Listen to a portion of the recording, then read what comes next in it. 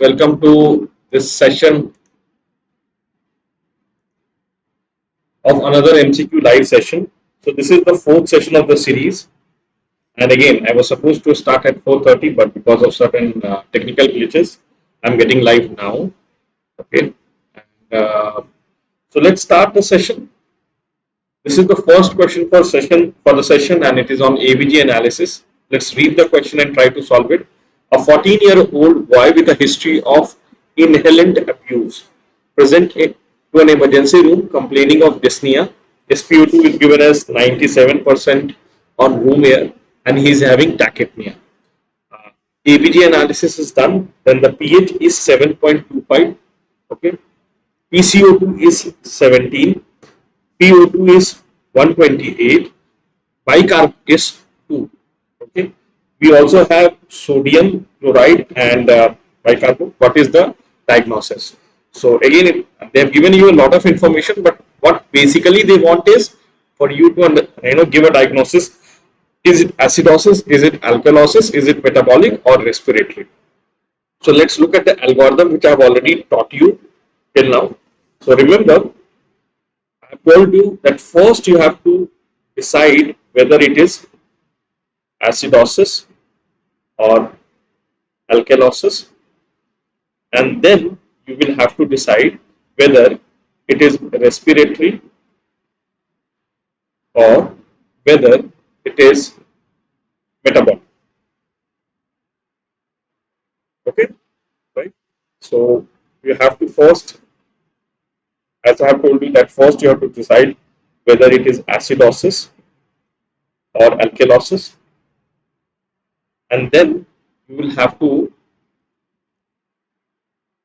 just 1 minute, the setting has been changed.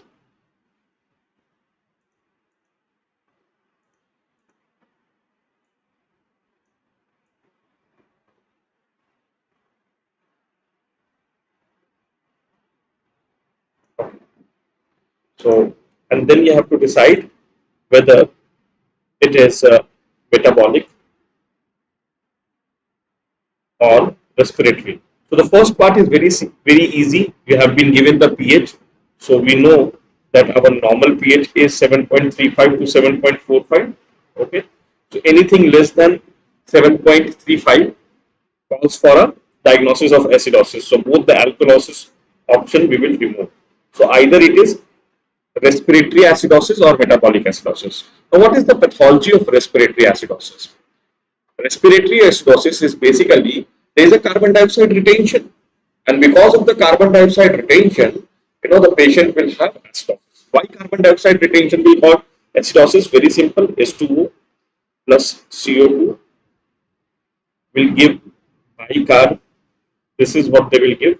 So if there is an increase in the carbon dioxide, then this entire reaction will move in this direction, and so hydrogen ion will increase and there will be acidosis.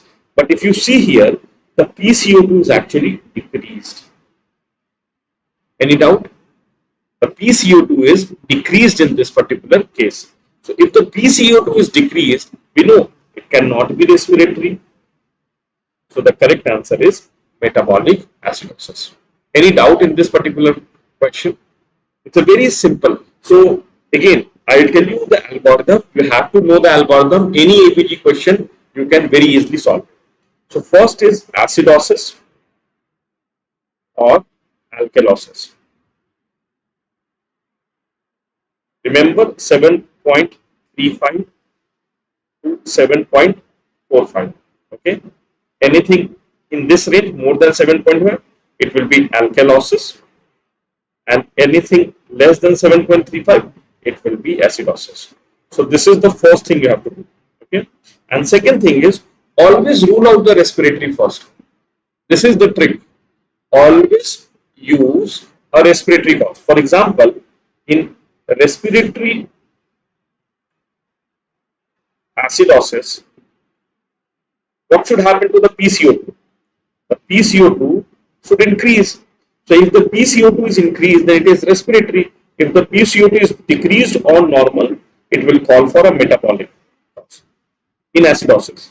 Similarly, when we talk about respiratory alkalosis, what should happen? The PCO2 should decrease. So if the PCO2 is decreased, then it is respiratory alkalosis. If it is increased or even if it is normal, then it will be metabolic alkalosis. Any doubt? You can write in the comment if you have any doubt at this point. Remember, diagnosis of metabolic acidosis and alkalosis is a very, very favorite question in your examination. Everyone can solve it. Just give me a heads up if all of you can solve this particular question. Very good. Let's look at another question. And again, this is a pedigree chart analysis. So you have been given a pedigree chart and you have been asked to identify if it is an X-linked dominant, X-linked recessive, autosomal dominant and autosomal recessive. So anyone wants to answer this particular question, write in the comment. So all of you know that there is a comment section, okay, live. You can just put in your comment. So remember, first of all, always, now this is an algorithm you have to follow in this particular set. So first is always rule out mitochondria. Even if it is not in option, don't worry. So in mitochondrial, affected mother will affect all the children. So here there is an affected mother, but all the children are not affected. So it is definitely not mitochondria. Then we always rule out is Y linked. Okay. So obviously it is Y, not Y linked. Why? Because male and female are equal. Then what we have to do is count male and female, number of male and female. So 1 male, okay, one female, 1, 2, and 3 males are affected. Is it there? Now in this generation, this is where they have tricked you. Here the female is affected, but this female does not belong to the family. Remember, this female does not belong to the family. Okay. So what if you see here is if both are affected, then all the children are affected. Okay. If both. So this can happen all for autosomal recessive, autosomal dominant also, even X-linked. So this is not the ideal. You should actually not focus on this. Okay, because this will obviously throw you off guard. So here if you see, when a female is affected, one child is affected, and then it gets passed on to the other generation to the male. So this clearly is your X-linked recessive. Because what is the characteristic of X-linked dominant? Anyone? From father to daughter. Okay. So father, daughter. Okay. So you don't have a father who is affecting the daughter. Here, this portion, remember in this why I am saying is because both are affected and this belongs from another family. So this portion will get you confused in the examination. Okay. So you will have to focus on this and try and answer your question. Any doubt? If it is autosomal dominant, again, it cannot be autosomal dominant because if it was autosomal dominant, all these people should be. Any doubt? Let's look at this question. Which of the following is a polar amino acid? Which of the following is a polar amino acid? Now you have got option tryptophan, methionine, glutamic acid, and isoleucine. So again, classification of amino acid is a super important topic. So when we talk about classification of amino acid, okay, classification. So based on structure, and this is the most important classification we have to remember, because if you know this classification, what is going to happen is you will be able to answer any question related to the structure. So when we talk about classification, we classify it into aliphatic and aromatic. Okay, aromatic. Okay. Aromatic is heterocyclic and homocyclic. Very simple. In homocyclic, all the members of the will be carbon. So homocyclic, we have got phenylalanine and tyrosine. Only two. Okay. Heterocyclic, tryptophan and histidine. Any doubt in this? Okay. There is one thing called as amino acid. Can anyone name what is the amino acid? Can anyone name what is the amino acid? Remember, protein is not an amino acid, it's an amino acid. When we will talk about any question on proline, then we will talk. But remember, now when we talk about aliphatic, it is basically defined as simple, branched, and with special groups.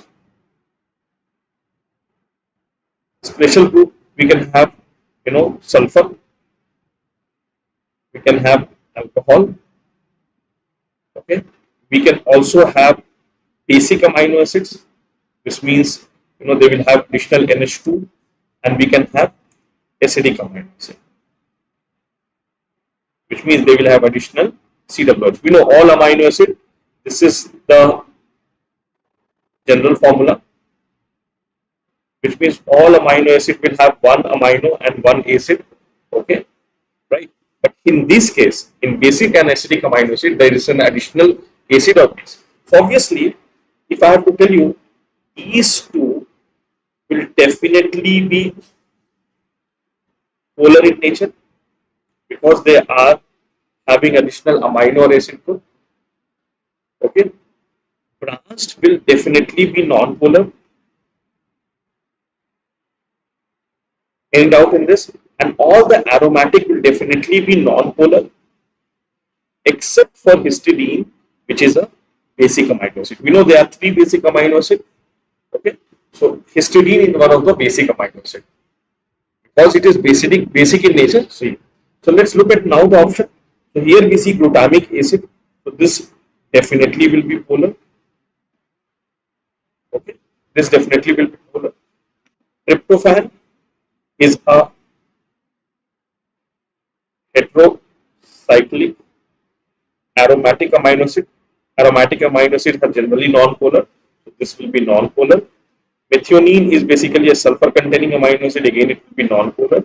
And isoleucine is a branch chain amino acid. Again, it will be non-polar. So the correct answer here is C. Any doubt in this particular question? So let's move to the next question now. Which of the following is associated with hemolytic anemia in preterm babies? Now, you have option C, option vitamin K, vitamin C, vitamin D, and vitamin E. So, if you know the correct answer, write in the comment. Write in the comment.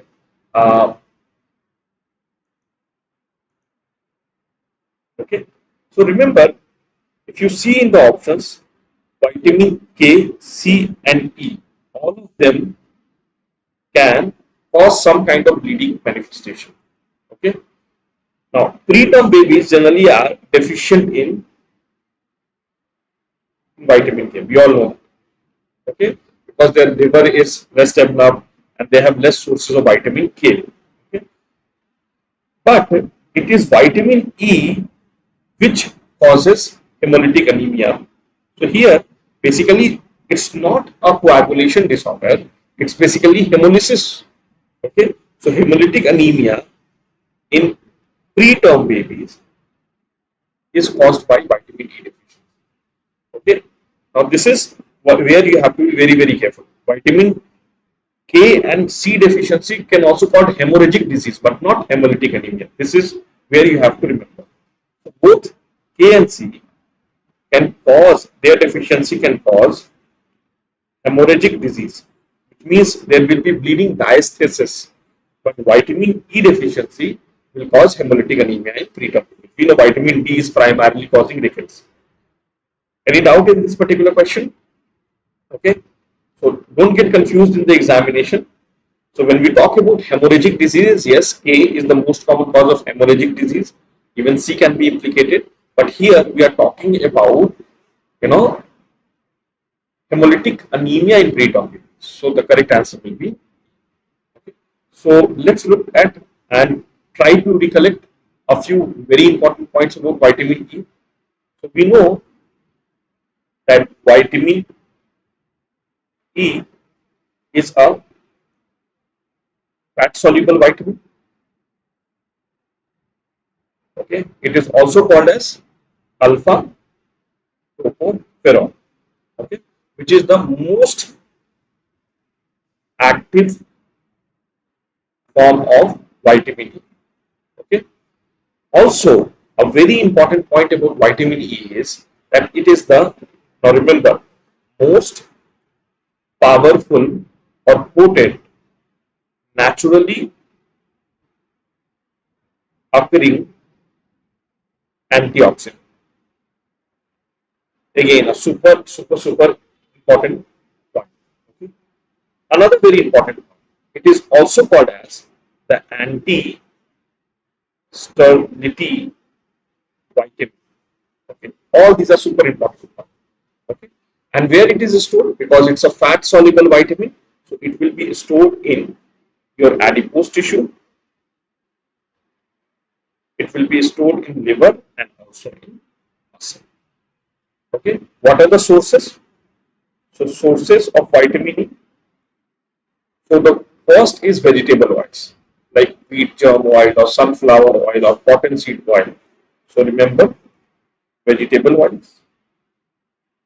Also, it will be found in milk, butter, and even meat. So these are the important sources of vitamin E. What are the functions? Again, vitamins we have seen so many questions have been asked. So every vitamin is very important. So what is the functions of vitamin E? I've already told you, given you a hint, that is primarily the most potent naturally occurring antioxidant. So basically, it will have a lot of antioxidant properties. So in places like RBC, it will prevent hemolysis. Okay, and that is why when there is a deficiency, you will have hemolytic anemia. Okay, and it is also very important for your inhibition of oxidation of polyunsaturated fatty acids. Okay, and very important for your immunity. In fact, a very favorite question is vitamin E plus selenium acts synergistically, to minimize lipid peroxidation or lipid oxidation, which is very important for your antioxidant quality. And what will be the deficiency? So number one is basically axonal degeneration. Axonal degeneration, which will lead to posterior column and spinal problems. Okay, already told you it can lead to deficiency, can lead to hemolytic anemia, it can lead to peripheral neuropathy, very okay, and uh, it can also, because of the axonal degeneration, sometimes they will talk about spinocerebellar ataxia. Spinocerebellar ataxia. So, and it is one of the least toxic fat soluble vitamins. Most of the fat soluble vitamins, they exist may cause hypervitaminosis, but it is one of the least toxic hypervitaminosis. So these are very important points about vitamin E, which you have to remember for your examination. Okay. Let's look at the next question. The Hayflick limit is the maximum number of cell divisions that can be obtained from a normal cell population. Okay. Once the population reaches its Hayflick limit, the cell ceases to divide and will eventually die. So the Hayflick limit is determined primarily by which of the following? Option A is free radical oxidation level in the cell. Option B is DNA polymerase 3. Option C is telomerase. And option D is RNA polymerase. So anyone wants to write and attempt this question? Okay. Now remember, this question is around telomerase. So we know that whenever for a cell to divide, there has to be DNA replication. DNA replication. And what happens in DNA replication? In DNA replication, a small section of DNA is lost in replication. So with each subsequent replication, the DNA will become smaller. The DNA will become smaller, and at the tail, okay, we have got something called as telomere sequence. Okay. These are non-coding sequences. But eventually, if with each subsequent replication, if it will keep getting shorter and shorter, eventually, at one point of time, because of the shortening of the DNA, it will start affecting the gene coding sequences. And at that point of time, the cell, because it cannot repair it, it will undergo apoptosis or lysis. Okay. So this is the concept. Okay. And so the enzyme response, this is determined by telomeres. So what are telomeres? Basically, these are sequences at the end of the DNA, okay, non-coding sequences at the end of the DNA, which allows for the, and we know that in cancer cells or in germinal cells, we have something called as telomerase. This enzyme, what they will do is they will keep on adding telomere sequence after DNA replication. So DNA does not become shorter. That's why all these cancer cells can replicate indefinitely. Any doubt? So the correct answer here is telomerase. Let's look at the next question. Which of the following vitamin causes neonatal seizures? So this year NEET PG was almost full with a lot of vitamin questions. Let's answer this question. Which of the following causes neonatal seizures? Okay. And neonatal seizures in neonates or infant is again a very high topic, mostly taught in your pediatrics. But when we are talking about neonatal seizure, there is a rare but completely responsive seizures, and it is basically pyridoxine. So if you give these patients, these children, pyridoxine, they will be they will respond to that, and the seizures will decrease. Okay, so you will give a lot of anti-epileptic medicines in this patients, and they will be resistant to most of the anti-epileptic medications. But the moment you give pyridoxine, they will respond. The seizures will respond.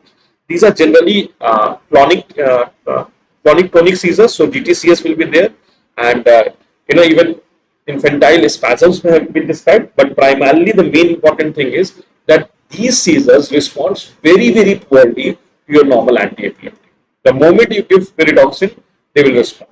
So the causes of very rare but important cause of pyridoxine dependent seizure. So the correct answer here is pyridoxine. Any doubt, anybody? Let's look at this question. Choose the correct statement. This again is an AIMS question. Very close options are there. Choose the correct statement regarding why glucose is stored in glycogen form. Now, there are four options. It is compact, it has multiple reducing agents, can provide glucose as and when needed for 1 week. Now, this is completely wrong. Can anyone tell me the glycogen reserve lasts for how long? Can you tell me the glycogen reserve lasts for how long? So remember, the glycogen stores in the liver last only for 48 hours. Okay? Can be stored at multiple sites. So can anyone tell me which are the sites where glycogen is stored? Anyone? Which are the sites where glycogen is stored? Anyone? Now remember, glycogen is stored primarily in only two sites, liver and your muscles. A little amount in your kidney, GIT and spleen, but primarily in these two organs. So again, this is not correct.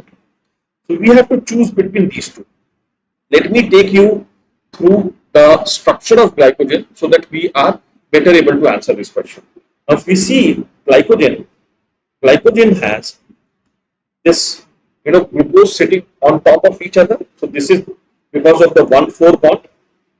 Okay, and then at some point they will be branching, and again 1,4 1,4. So this branching point is what is 1,6 1.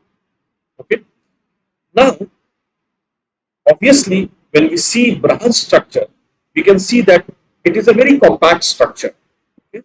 Because if it was just linear, it is very difficult to pack a lot of cells. But if it is branched, mathematically speaking, in a small space, we can put more glucose. Okay? So definitely, being compact is the correct answer. But let's talk about reducing it. So suppose there was no branching point. Okay. So these three are with no branching point, only 3 straight. So what means by reducing it is, suppose glycogen phosphorylase acts at one point of time, it will be able to deliver only 3, glucose. But let's say a branching structure is there. So rather than having a long branch, let's say the same thing is in 6 branches. Okay, it's like a branching. So at one point of time, because glycogen phosphorylase will release one by one from the top, so it can release 6 glucose. So even this is correct. Okay, because more branched it is, more amount of glucose can be released at faster glucose can be released. Okay, so both of these options are actually correct. And if you see your standard textbook, both of these options will be given. But what is more correct? So if I have to choose, this will be more correct. Why? Because remember, when we are talking about glycogen, it is a storage form. Okay? And for a storage form, we need a more compact. Okay? If we need multiple reducing agent or we need a faster release of glucose, there may be much more other ways. But for any storage form, the biggest requirement is it should be compact. Is it clear? So the correct answer is it is compact. Very close. Both of these are correct. And if you have to choose, the correct answer will be A. And the reason I have told you, because glycogen is a storage form. And because it is in storage form, so for a storage form, being compact is a much more important point. Any doubt? Okay. Let's look at this question. Ammonia is detoxified in brain. Okay. Ammonia is detoxified by brain. Anyone? Now remember, when we talk about transport of ammonia in brain, what happens is glutamate will combine with ammonia and form glutamine.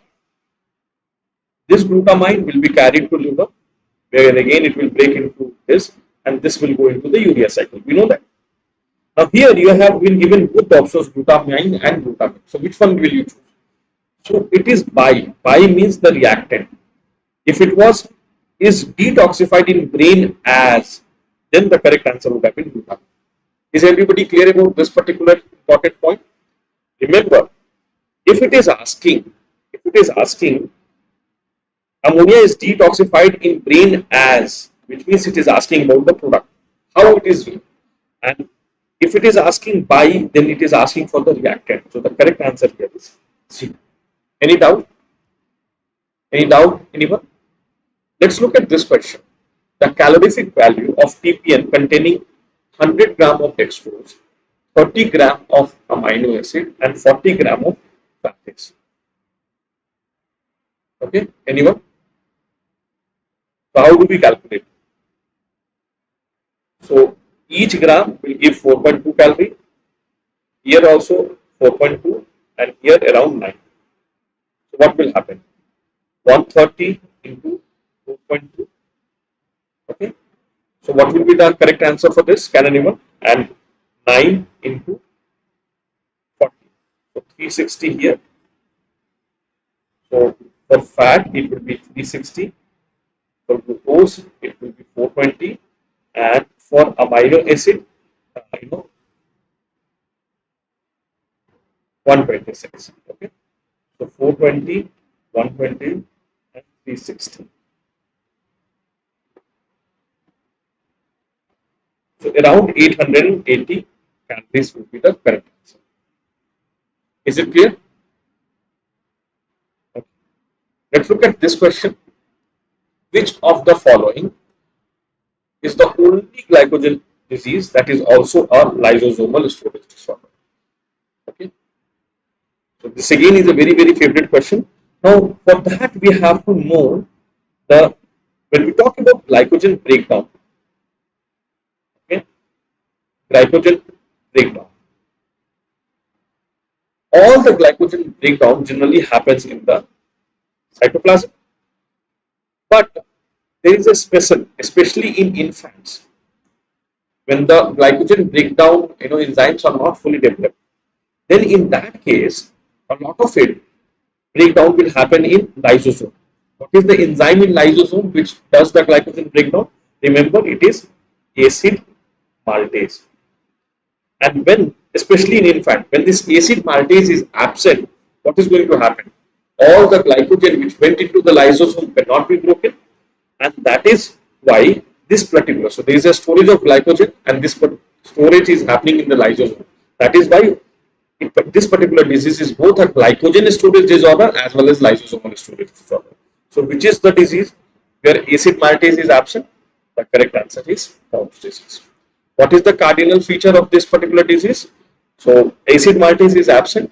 So as early as 4 to 6 months, okay, because of the glycogen is glycogen stored in the lysosome throughout the body and in the cardiac tissue, these children will die because of the cardiac failure. Very early, 4 to 6 months, they will have cardiac failure.